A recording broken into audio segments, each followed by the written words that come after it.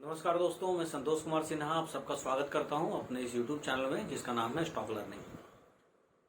दोस्तों, आज मैं एक बार फिर आप लोगों के सामने सिनकम फॉर्मुलेशन के ऊपर कुछ अपडेट लेकर के आया हूं और बेसिकली कोई नया न्यूज़ नहीं है इसमें। बस आज आप लोगों ने देखा कि आज सिनकम फॉर्मुलेशन ने पहली बार मैं बोलूंगा कि 20% का अपर सर्किट लगाया और 9 रुपये 34 पैसे पे इसकी क्लोजिंग हुई। तो आज लोग काफी खुश थे, जिनके पास सिनकम फॉर्मुलेशंस का शेयर था वो सारे लोग काफी खुश थे। और कुछ लोगों ने तो मुझसे ये भी पूछा कि अभी इसमें और होल्डिंग बना सकते हैं क्या, और ज्यादा होल्डिंग बढ़ा सकते हैं क्या, या फ्रेश बाइंग कर सकते हैं क्या। तो आज मैं इसके ऊपर ही बात करूंगा।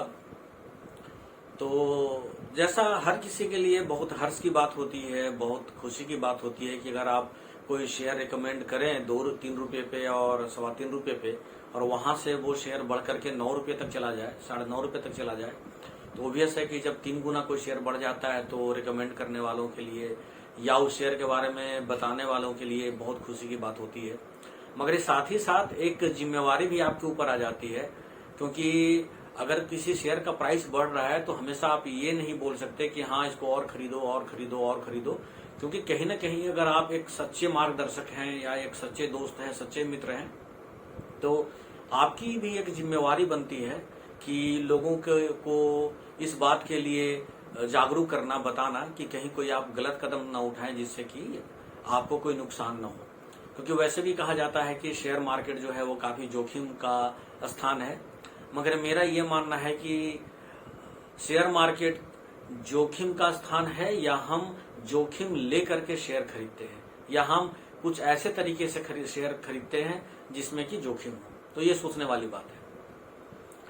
तो सिनकम फॉर्मुलेशन के बारे में मैं ये बोलूंगा कि देखिए, सिनकम फॉर्मुलेशन के बारे में अगर आप गूगल में जाएंगे, कोई भी न्यूज सर्च करेंगे, तो कहीं पे आपको कोई न्यूज देखने को, सुनने को या देखने को मिलेगा नहीं। सिनकम फॉर्मुलेशन के बारे में न्यूज एक ही जगह पे हमें पता चलता है, जब कंपनी बीएससी को, चूंकि ये बीएससी में ही लिस्टेड है, एनएससी में तो लिस्टेड है नहीं, तो बीएससी में ही ये कंपनी कोई इंटीमेशन देती है, कोई इन्फॉर्मेशन देती है स्टॉक एक्सचेंज को, तो ही हमें इसके बारे में पता चलता है। तो अभी जो लेटेस्ट इन्फॉर्मेशन है सिनकम फॉर्मुलेशन का, उसमें जो है वो विंडो क्लोजर के अलावा, जो इसने दिया था कि 30 तारीख को विंडोज हमारा क्लोज रहेगा, क्योंकि हम Q2 का रिजल्ट जो है उसको हम लोग इंटरनली डिस्कस करेंगे। इसके अलावा और कोई ऐसा इन्फॉर्मेशन नहीं है कि इसको कोई बहुत बड़ा ऑर्डर मिला है या कोई जो है कहीं कंपनी किसी और एक्सपेंशन कर रही है, तो ऐसा कोई भी न्यूज नहीं है। तो फिर इसके अंदर हम लोग देख रहे हैं कि 2-3 दिन पहले भी जब ये 5% के सर्किट में था, तब भी इसके अंदर एक अच्छा खासा उछाल देखने को मिल रहा था, और आज भी इसके अंदर एक अच्छा खासा उछाल देखने को मिला जब इसका सर्किट चेंज होकर के 20% हो गया है। तो इसके पीछे क्या वजह हो सकती है? तो दोस्तों, जहां तक मुझे लगता है कि इसके पीछे एक ही वजह है, क्योंकि जैसा कि हम लोग Q1 का और Q4 का रिजल्ट एक्सपेक्ट कर रहे थे कि बहुत ही अच्छा होगा Q3 से, मगर ऐसा हुआ नहीं।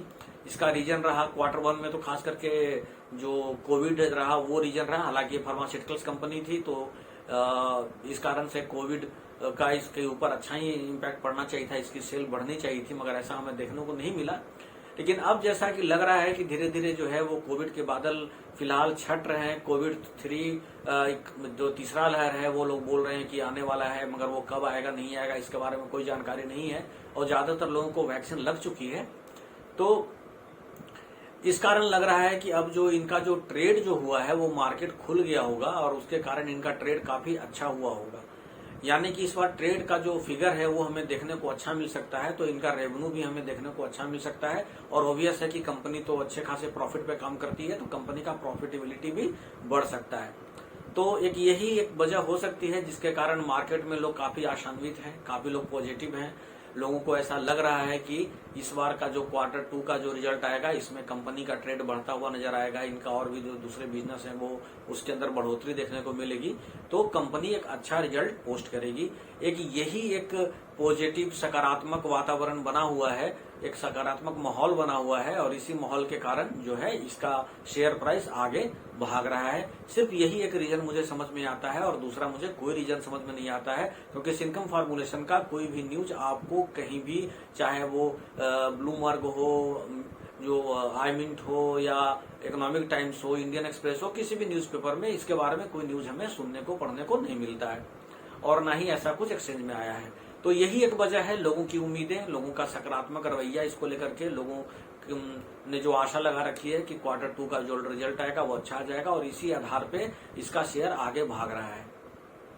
तो अब हमारे सामने सवाल एक ये उठता है कि जब इसका शेयर भाग रहा है और आज इसने जो है वो 20% का अपर सर्किट लगाया है, तो इस केस में क्या करना चाहिए, हमें फ्रेश बाइंग करनी चाहिए या एक्यूमुलेशन और करना चाहिए क्या?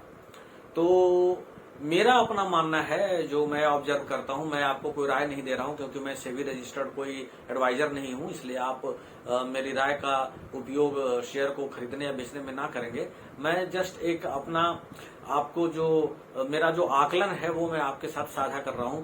मुझे ऐसा ये लगता है कि इसके अंदर हमें फ्रेश बाइंग बहुत ज्यादा नहीं करना चाहिए, क्योंकि अभी ये जो लेवल है, पिछले बार हमने देखा था कि इसने जो 52 वीक हाई बनाया था वो 9 रुपये 56 पैसे पे बनाया था।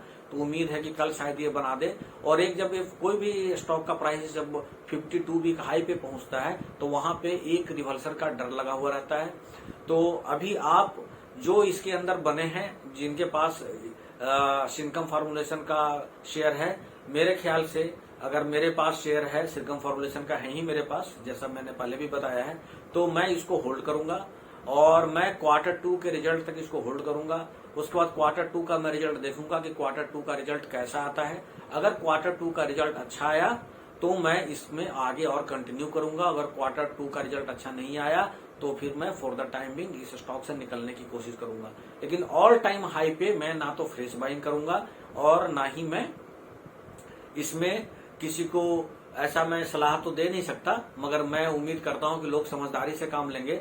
और अगर बाइंग भी करना है किसी को, अगर ऐसा लगता है कि क्वार्टर 2 का रिजल्ट बहुत अच्छा आने वाला है और अगर मेरे पास एक भी इक्विटी नहीं होता सिनकम फार्मूलेशंस का, तो मैं थोड़ा बहुत इक्विटी ले लेता, बहुत ही बल्क क्वांटिटी में नहीं लेता, क्योंकि जो भी मैं डिसीजन लेता वो क्वार्टर 2 के रिजल्ट के बाद ही लेता। तो एक समझदार निवेशक का काम ये है कि भले हमारे जो पैसे हैं वो 2 गुना 4 गुना हो या ना हो, मगर मेरे जो पैसे हैं वो डूबे ना। कम से कम ऐसा भी ना हो कि मेरे पैसे डूब जाए, क्योंकि अगर आपके पैसे डूब गए तो आप शेयर मार्केट से बाहर आए हो गए और फिर आप अगर गलत तरीके से स्टॉक मार्केट में रहेंगे तो कल को आप ये बोलेंगे कि स्टॉक मार्केट जोखिम भरा एक जगह है, एक बाजार है। वैसे अगर आज हम इसका अगर डिलीवरी देखेंगे तो डिलीवरी 20% के अपर सर्किट में भी बहुत अच्छी हुई है। इंट्राडे भी इसके अंदर हुआ है, लेकिन 20% इसके अंदर 20% का अपर सर्किट में भी 70-70.5% के आसपास का इसका डिलीवरी है। एक्चुअल डिलीवरी मैं आपको बताता हूँ, एक्चुअल डिलीवरी इसका 77.54 यानी 77.54 का जो है इसका डिलीवरी हुआ है।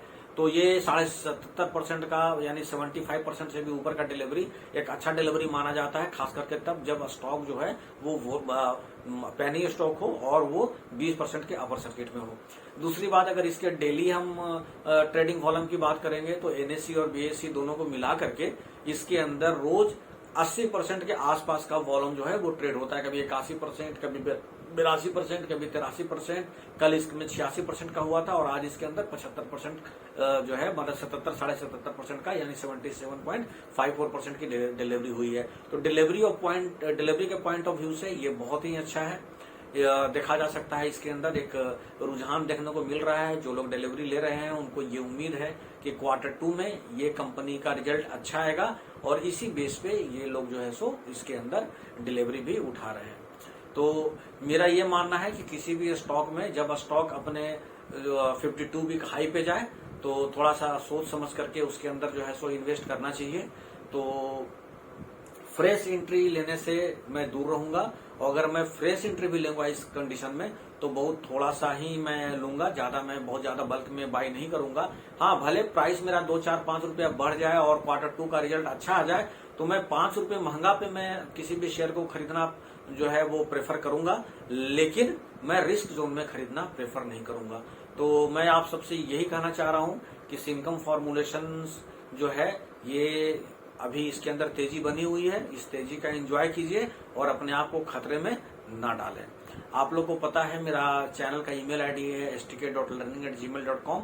इस ईमेल आईडी पे आप मुझे कम्युनिकेट कर सकते हैं। मैं कोशिश करूंगा कि आपका कोई सवाल हो तो मैं उसका जवाब दूं। और मैं कोई सेबी रजिस्टर्ड एडवाइजर नहीं हूं, जैसा मैंने आपको बताया, इसलिए मैं कोई खरीदने या बेचने की मैंने आपको सलाह नहीं दी है। इसी के साथ आप मुझे आज्ञा दीजिए। नमस्कार, जय हिंद, जय भारत, वंदे मातरम।